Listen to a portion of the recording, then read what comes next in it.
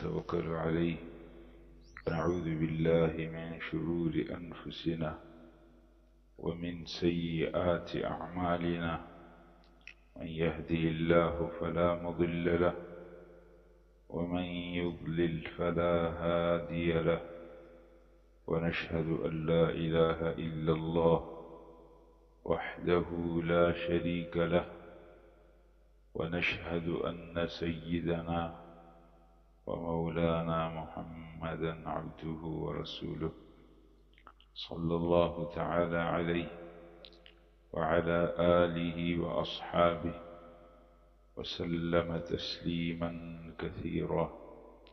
أما بعد، فأعوذ بالله من الشيطان الرجيم. بسم الله الرحمن الرحيم.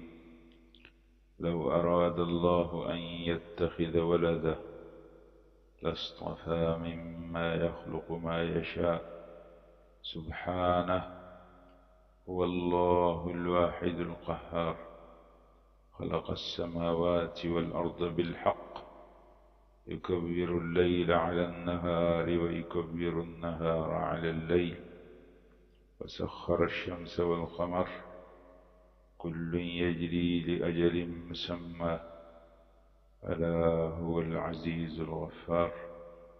خلقكم من نفس واحدة ثم جعل منها زوجها وأنزل لكم من الأنعام 8 أزواج يخلقكم في بطون أمهاتكم خلقا من بعد خلق في ظلمات 3 ذلكم الله ربكم له الملك لا إله إلا هو فأنى تصرفون.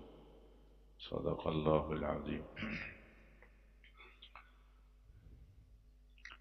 حضرات، سورۃ الزمر آپ کے سامنے چند جمعوں سے بیان ہو رہی.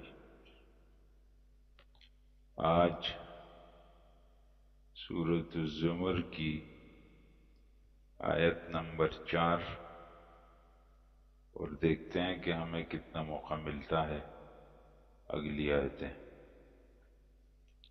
سورۃ الزمر میں اس بات کا بیان ہے کہ عبادت اور بندگی اس خالص اللہ کی، عبادت اور بندگی خالص اللہ کی.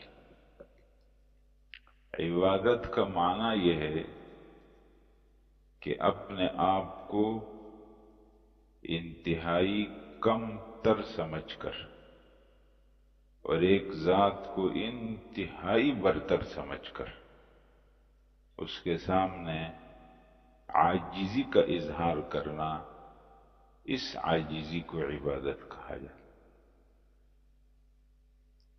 صرف عاجزی کا اظہار عبادت نہیں، عاجزی کے پیچھے ایک عقیدہ بھی ہے. عقیدہ انسان کے دل میں ہوتا. اپنے دل میں انسان جس یقین کو رکھے اس یقین کو عقیدہ کہا جاتا. انسان کے دل میں باتیں بہت سی آتی جاتی، ہر دل کی بات کو عقیدہ نہیں کہا جاتا. جب کوئی بات دل میں جم جائے، راسخ ہو جائے اور انسان کی زندگی پر اس بات کا اثر پڑنے لگے تو اس کو کہا جاتا ہے عقیدہ. جب انسان اپنے عقیدے کے اندر کسی ذات کے بارے میں یہ یقین رکھے کہ اس ذات کے پاس سب کچھ ہے، اس کی قدرت بہت زیادہ، اس کا علم بہت زیادہ، اس کا اختیار بہت زیادہ، اس کا علم بہت زیادہ، اور اس کائنات پر اسی کی حکومت ہے، یہ عقیدہ آ جائے اور پھر اس عقیدے کے بعد اس کے سامنے اپنی عاجزی کا اظہار. چاہے وہ عاجزی کا اظہار زبان سے ہو، چاہے وہ عاجزی کا اظہار اپنے جسم سے ہو، چاہے وہ عاجزی کا اظہار اپنا مال خرچ کر کے ہو۔ تین طریقوں سے عاجزی ہوتی۔ کبھی زبان سے بولتے آپ بہت قدرت والے، میں آپ کا بندہ، میں آپ کے سامنے عاجز۔ کبھی اپنے عمل سے جھکتے ہیں، سر زمین پہ لگاتے ہیں، اور کبھی اپنے مال سے کہ مال خرچ کرتے ہیں۔ عبادت زبان کی، عبادت عمل کی، عبادت مال کی۔ جب ہم التحیات پڑھتے ہیں نا نماز میں، تشہد میں بیٹھتے ہیں، تو ہم تشہد میں کیا کہتے ہیں؟ التحیات للہ والصلوات والطیبات۔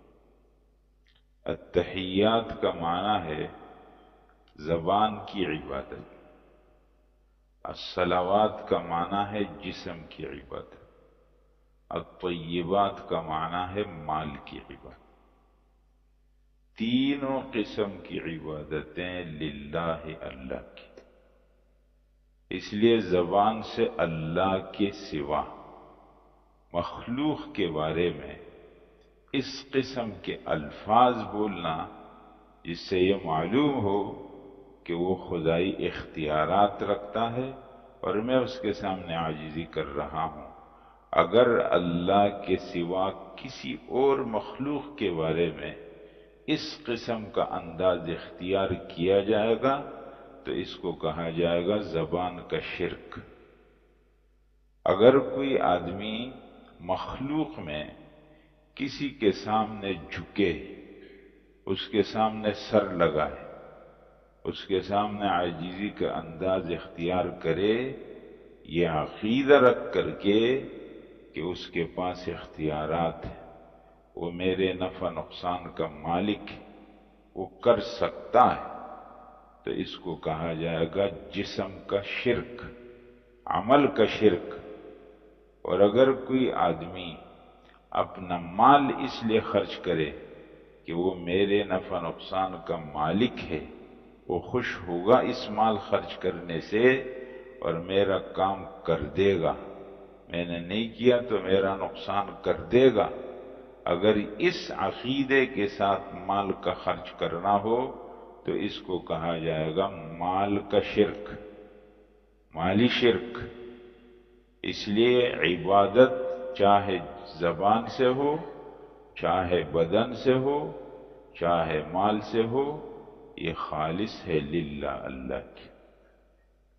سورۃ الزمر میں اس بات کا بیان ہے، فَاعْبُدِ اللَّهَ مُخْلِصًا لَهُ الدِّينَ، عبادت کرو خالص اللہ کی بندگی کرتے ہوئے، الا للہ الدین الخالص، بندگی خالص اللہ کی، اس میں ملاوٹ کی بھی اجازت نہیں، ملاوٹ اس میں ہو گئی تو رد ہو جائے گا۔ دو نمبر اگر آپ کو پسند نہیں تو اللہ جل جلالہ کو اس سے زیادہ پسند نہیں۔ اگر آپ کو ملاوٹ کا گھی قبول نہیں ہے، آپ کو ملاوٹ کا دودھ قبول نہیں ہے، آپ کو ملاوٹ کا شہد قبول نہیں ہے، اور آپ کی زندگی میں جو جو چیز ملاوٹ کی ہو جائے آپ کو اس کو قبول نہیں کرتے، تو اللہ جل جلالہ ملاوٹ والی عبادت کو قبول نہیں کرتے۔ یہ بات بھی آپ کے سامنے آئی کہ ملاوٹ والی عبادت، اس میں ملاوٹ کس چیز کی ہوگی؟ ہر چیز کی ملاوٹ بھی الگ الگ۔ دودھ میں ملاوٹ ہوگی تو کس چیز کی، دہی میں ملاوٹ تو کس چیز کی، گھی میں ملاوٹ تو کس چیز کی، شہد میں ملاوٹ تو کس چیز کی، ہر چیز کی ملاوٹ کا اپنا طریقہ ہے۔ سوال یہ ہے کہ اللہ جل جلالہ کی عبادت میں اگر کوئی آدمی ملاوٹ کرے گا تو اس ملاوٹ کا کیا مطلب ہوگا؟ وہ کیا چیز ہے جس کو ملائی جائے گی تو ملاوٹ ہو جائے گی؟ آپ نے سنا، دو ہے۔ ایک کو کہتے ہیں شرک اکبر اور ایک کو کہتے ہیں شرک اصغر۔ ایک ہوتا ہے جس کو سب لوگ شرک کہتے ہیں کہ اللہ کے ساتھ کسی اور کو معبود مان لیا جائے اور اللہ کے سوا کسی بھی مخلوق کے بارے میں وہ عقیدہ اپنے دل دماغ میں بٹھایا جائے کہ وہ بھی ایسا ہی نفع نقصان کا مالک ہے جیسے اللہ ہے، اور اس کے پاس بھی ویسے ہی اختیارات ہیں جیسے اللہ کے پاس ہے، اس کو کہتے ہیں شرک۔ اور کبھی کسی آدمی کا یہ عقیدہ تو نہیں ہوگا اس کو خدائی اختیارات تو نہیں، لیکن اپنا عمل جب کرے گا تو یہ سوچے گا کہ فلانا بھی مجھ کو دیکھے تو خوش ہو جائے، شاید کہ میرا کوئی کام نکل آئے اس بیچ کے اندر۔ اس کو ریاکاری اور دکھلاوا کہتے ہیں۔